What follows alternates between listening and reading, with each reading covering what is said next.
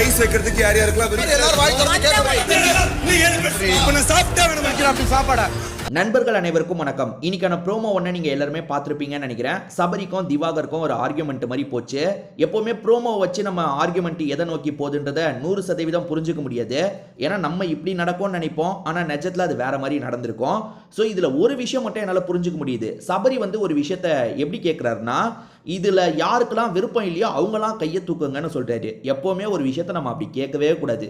அதாவது இதில் யாருக்கெல்லாம் விருப்பம் இருக்கோ அவங்களாம் கையை தூக்குங்கன்னு சொல்லும் போது யார் விருப்பப்படுறாங்களோ அவங்க கையை தூக்குவாங்க.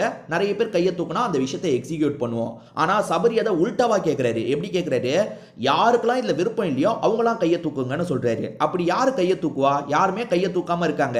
அங்கே திவாகர் கேட்குறாரு, ஏன்பா சில விஷயத்தெல்லாம் எல்லாருமே வெளிப்படையாக சொல்ல மாட்டாங்கப்பா அப்படின்ற மாதிரி சொல்கிறாரு.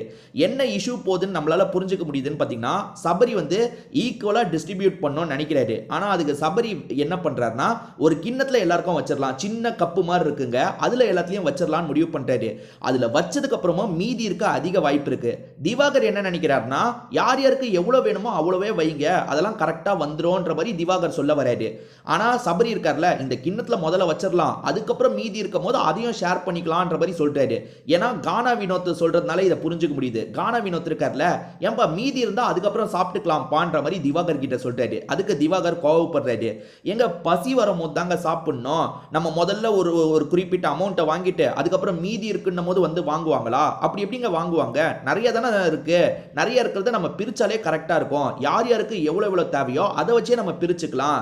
இப்படி அளந்து போடுறதுலயும் சரி பாரபட்சம் நடக்குதுன்ற மாதிரி திவாகர் சொல்றாரு. அதாவது இப்படி அளந்து போடணும்னு ஒரு முடிவு எடுத்திருக்காங்கல்ல, அதுலயே வேண்டியவங்களுக்குனா கொஞ்சம் ஃபேவரா போடுறாங்க அப்படின்ற மாதிரி இந்த சண்டையில திவாகர் சொல்றாரு.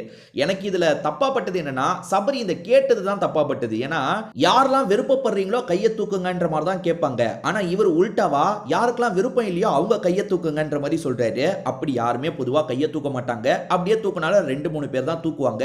இவங்களுக்கு ஃபேவரான ஆன்சர் தான் வரும். அதுக்காகவே சபரி அப்படி கேட்ட மாதிரி இருக்கு.